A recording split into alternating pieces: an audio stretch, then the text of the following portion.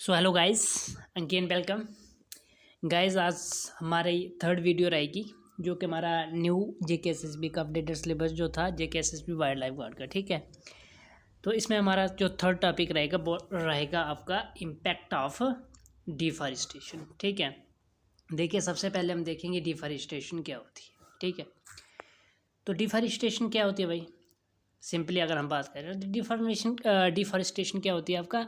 Simply अगर किसी large scale removal or clearing of forest resulting from human activity such as agriculture, logging, infrastructure या urban expansion. क्या होता है कि डिफॉरेस्टेशन क्या होता है? जैसे मतलब लार्ज स्केल में कहीं से फॉरेस्ट वगैरह ख़त्म हो रहे हैं, है ना। क्यों हो रहे हैं, किसकी वजह से हो रहे हैं? जैसे कोई ह्यूमन एक्टिविटी की वजह से या किसी नेचुरल कैलेमिटीज़ की वजह से हो रहे हैं। जैसे आपका डिज़ास्टर आ गया, जब कोई कोई भी जैसे नेचुरल एक्टिविटीज़ होगी उसकी वजह से जो हमारे पास फॉरेस्ट वगैरह जो है लार्ज स्केल में ख़त्म होंगे, उसको हम क्या बोलेंगे? डिफॉरेस्टेशन, ठीक है। नेक्स्ट हमारा पॉइंट क्या है कि a report on global citizen shows 64% of the world tropical rain forest have been degraded since pre industrial time. Pre industrial time जब मतलब जब से इंडस्ट्रीज वगैरह आई हैं तब से क्या हुआ, 64% जो हमारे फॉरेस्ट वगैरह हैं वो क्या हो रहे हैं, ख़त्म हो गए हैं according to global citizen report के तहत, ठीक है। नेक्स्ट हमारा थर्ड पॉइंट क्या है देखेंगे, जस्ट 1 मिनट। हमारे पास थर्ड पॉइंट है कि with few trees to observe carbon dioxide green house gas level rise. देखिए, जैसे हमारे पास डिफॉरेस्टेशन हो रही है, फॉरेस्ट वगैरह ख़त्म हो रहे हैं, तो फॉरेस्ट वगैरह क्या करते हैं, हमारे कार्बन डाइऑक्साइड को अपने आप क्या करते हैं, ऑब्जर्व कर लेते हैं, जिसकी वजह से वो अपना खाना वगैरह बनाते हैं। जैसे आपने फोटोसिंथेसिस में पढ़ा हुआ होगा। तो जैसे कुछ ट्रीज जो वो कार्बन डाइऑक्साइड को ऑब्जर्व करेंगे तो मैक्सिमम कार्बन डाइऑक्साइड जो होगी वो हमारे एटमॉस्फेयर में रहेगी, जिसकी वजह से क्या होगा, आपका ग्रीन हाउस गैस लेवल जो है वो राइज अप होगा up to 15%, contributing to global, जिसकी वजह से क्या होगा, ग्लोबल वार्मिंग या क्लाइमेट इंस्टेबिलिटी वगैरह अराइज होगी। नेक्स्ट आ गया हमारा कि डिफॉरेस्टेशन से क्या क्या डिस्टर्ब हो सकता है। जैसे nutrient cycle lead to soil erosion, soil erosion हो जाएगी, न्यूट्रेंट साइकिल में हमारे में डिस्ट्रक्शन आएगी। Reducing of fertility and agriculture productivity वगैरह कम हो जाएगी, है ना। और थर्ड पॉइंट है also altered weather pattern and droughts. और अगर देखिए जैसे फॉरेस्ट वगैरह नहीं होंगे तो ड्रॉट्स वगैरह आना स्टार्ट हो जाएंगे, हमारा जो वेदर्स वगैरह हैं वो चेंज होना स्टार्ट हो जाएंगे, ठीक है। तो ये क्या था कि डिफॉरेस्टेशन से क्या डिस्टर्ब होता है। तो सबसे पहले हमने क्या पढ़ा कि डिफॉरेस्टेशन क्या होता है, ठीक है। नेक्स्ट हमने पढ़ा कि डिफॉरेस्टेशन के क्या क्या चीज़ें डिस्टर्ब हो रही हैं, ठीक है। थर्ड हमने पढ़ा कि इसके थर्ड हम पढ़ेंगे काजेज़ क्या है भाई इसके डिफॉरेस्टेशन के। तो सबसे पहले तो आगे देखिए काजेज़ मतलब कॉम्बिनेशन ऑफ बोथ एक्टिविटी। देखिए, नेचुरल एक्टिविटी जब ह्यूमन एक्टिविटी की वजह से क्या हो रहा है, ये फॉरेस्ट जो होते हैं वो कम हो जा रही है ना। जैसे डिफॉरेस्टेशन, जैसे अगर हम नेचुरल डिजास्टर वगैरह, जी जैसे नेचुरल फैक्टर में आ गया आपका नेचुरल डिजास्टर वगैरह, क्लाइमेट चेंज वगैरह की वजह से फॉरेस्ट वगैरह ख़त्म हो जा रहे हैं ना।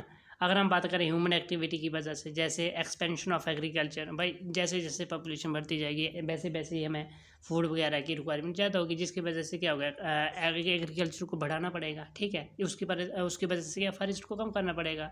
जैसे लॉगिंग और timber extraction, infrastructure development, mining activity या natural disaster plus climate change की वजह से, ये सब क्या हैं, काजेज हैं किसके, डिफॉरेस्टेशन के। नेक्स्ट आता है इफेक्ट ऑफ डिफॉरेस्टेशन। डिफॉरेस्टेशन के क्या क्या इफेक्ट है। तो सबसे पहले ये तो कॉमन सी बात है भाई कि the destruction of diverse ecosystem and habitat. जितना भी हमारा इकोसिस्टम क्या था, ऑल राउंड जितना भी हमारे पास है वो क्या है, इकोसिस्टम। तो इकोसिस्टम के अंदर क्या होगी, डिस्ट्रक्शन होगी। डिस्ट्रक्शन हो जाएगी मतलब इकोसिस्टम जैसे कोई वही मेन चीज़ें जो होगी वो डिफॉरेस्टेशन की वजह से आस्ता आस्ता कम होना स्टार्ट हो जाएंगे, है ना। दूसरा increase green house gases emission and climate change, वही हमने पढ़ा कि जैसे जैसे अगर वो कार्बन डाइऑक्साइड वगैरह को ऑब्जर्व नहीं करें उसकी वजह से क्या होगा, वो इंक्रीज हो, जिसकी वजह से ग्रीन हाउस गैस की एमिशन जो कि वो बढ़ेगी, और उसमें उसकी वजह से क्या होगा, क्लाइमेट चेंज वगैरह में भी क्या होगा, अफेक्ट पड़ेगा। इसी तरह थर्ड पॉइंट आ गया आपका साइल इरोजन और डिग्रेडेशन।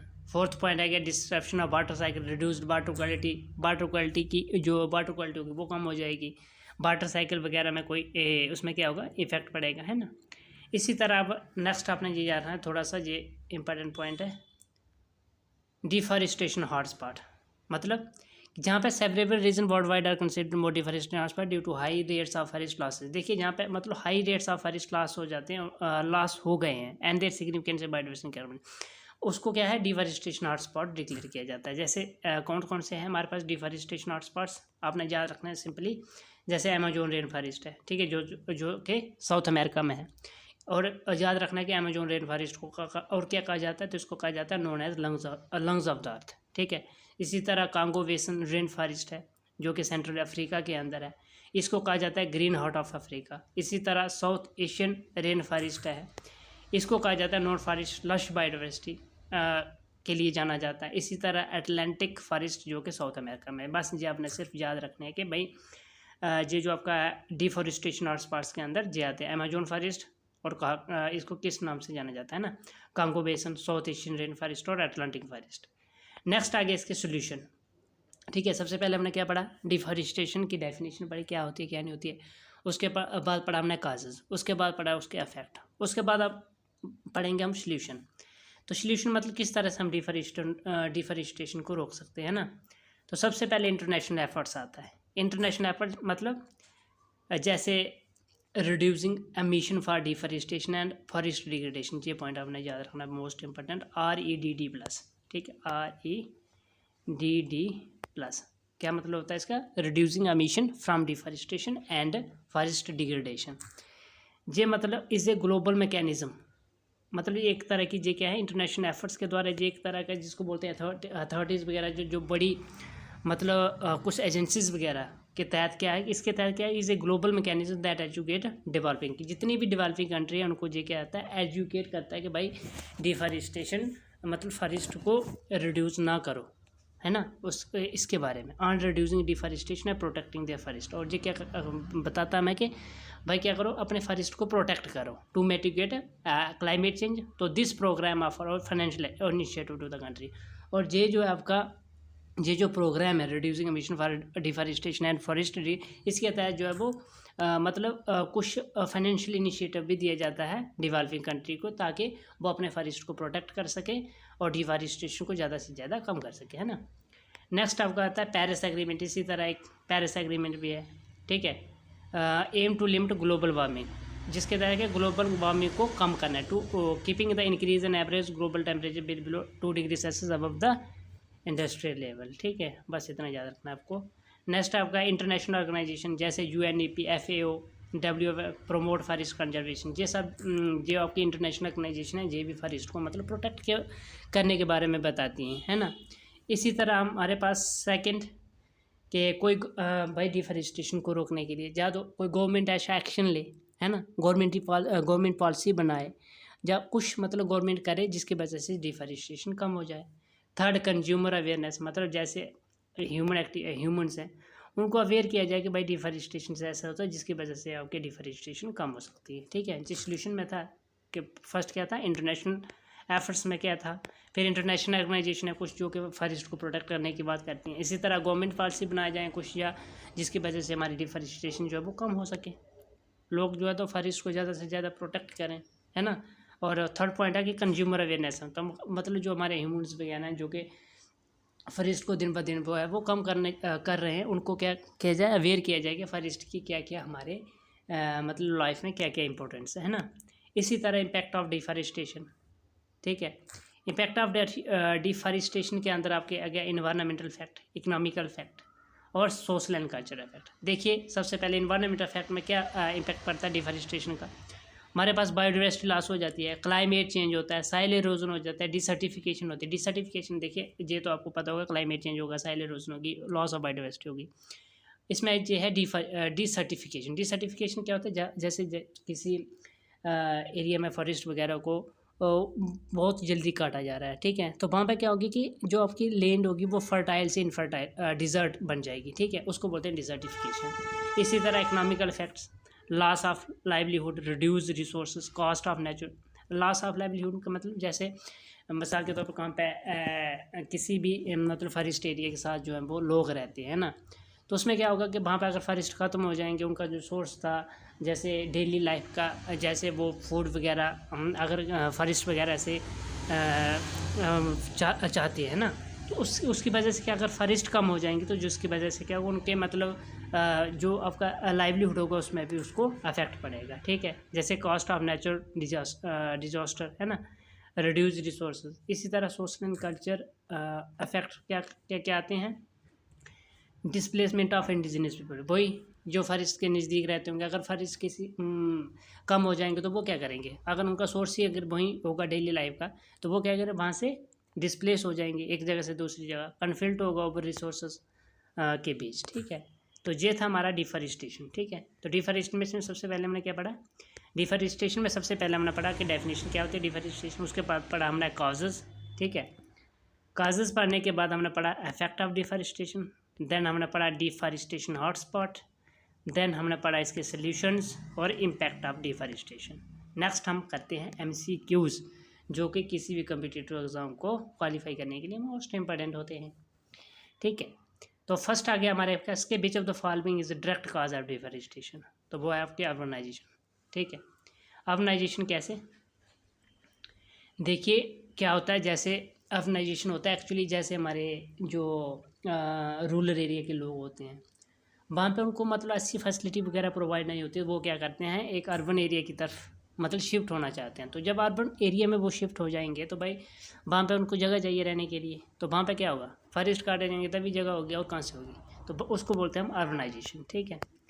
नेक्स्ट हमारा है what is the term for planting tree to restore a forest, जो सिंपली एफॉरेस्टेशन, ठीक है। जब रिस्टोर मतलब फॉरेस्ट वगैरह लगाए जाते हैं तो उसको हम क्या बोलते हैं, एफॉरेस्टेशन, ठीक है। फिर कहता है कि which gas increase in that atmosphere due to deforestation की वजह से, तो वही आपकी कार्बन डाइऑक्साइड इंक्रीज हो जाएगी। क्वेश्चन नंबर 4 है आपका कि which of the following help to prevent deforestation, तो ये सिंपल है भाई, सिलेक्टिव लॉगिंग, फॉरेस्ट फायर से होगा कम होगी भाई, ओवरगेजिंग से, स्लैश एंड ब्रेक रेगुलेशन से, तो ये आपका क्या होगा, selective logging. Next question number 5 है आपका कि which country has highest deforestation rate in the Amazon, तो वो आपका याद रखना है आपका ना, ब्राज़ील। नेक्स्ट क्वेश्चन नंबर 6 था आपका कि main cause of deforestation India क्या है, तो वो आपका एग्रीकल्चर एक्सपेंशन है। ये आपका इंपॉर्टेंट क्वेश्चन है, पूछ सकते हैं कि भाई मेन काज क्या है डिफॉरेस्टेशन का इंडिया में, तो वो आपका एग्रीकल्चर एक्सपेंशन, ठीक है। नेक्स्ट कहता है कि what is the percentage of India lands area under forest cover, तो वो आपका कितना है, 25% याद रखना है। क्वेश्चन नंबर 8 था कि which government program aim to reduce deforestation in India, तो वो प्रोजेक्ट टाइगर वगैरह चलाया गया था, ठीक है, जो हमने पिछली वीडियो में देखा था, ठीक है। नेक्स्ट आपका आ गया slash and burn agriculture leads to deforestation, ठीक है, जैसे हमने ऊपर देखा। क्वेश्चन नंबर 10 था कि which of the following is an international agreement to stop deforestation, तो इसके लिए आपका कौन सा आ गया था, REDD+। हमने बोला था ना कि इसके तहत क्या कुछ फाइनेंशियल इनिशिएटिव भी दिया जाता है डेवलपिंग कंट्री को, कि ताकि फॉरेस्ट को प्रोटेक्ट किया जाए, ठीक है। क्वेश्चन नंबर 11 था गया कि deforestation contribute to global warming primarily by releasing stored carbon dioxide, ठीक है, याद रखना है। क्वेश्चन नंबर 12 है कि deforestation in tropical region can lead to desertification, हमने देखा, और रिड्यूस्ड सॉइल फर्टिलिटी, ठीक है। नेक्स्ट क्वेश्चन नंबर 13 आ गया कि which species is mostly affected by deforestation, तो वो आपके फॉरेस्ट ड्वेलिंग एनिमल, जितने भी आपके फॉरेस्ट ड्वेलिंग एनिमल जो फॉरेस्ट वगैरह में रहते हैं वो मोस्टली अफेक्टेड होते हैं डिफॉरेस्टेशन की वजह से, ठीक है गाइज। तो ये थे आपके कुछ 13 क्वेश्चन। तो गाइज ये था आज का topic deforestation, impact of deforestation, जो कि आपका थर्ड टॉपिक था GK/SSB वाइल्ड लाइफ गार्ड का, जो कि आपका न्यू सिलेबस ऐड हुआ था। सो गाइज अगर ये वीडियो आपके लिए हेल्पफुल होगी तो प्लीज़ सबसे पहले इस चैनल को सब्सक्राइब कीजिएगा ताकि मैं न्यू वीडियो लेके आ सकूँ, और दूसरा इस वीडियो को लाइक कीजिएगा और अपने दोस्तों के साथ ज़्यादा से ज़्यादा शेयर कीजिएगा। So guys thank you, take care.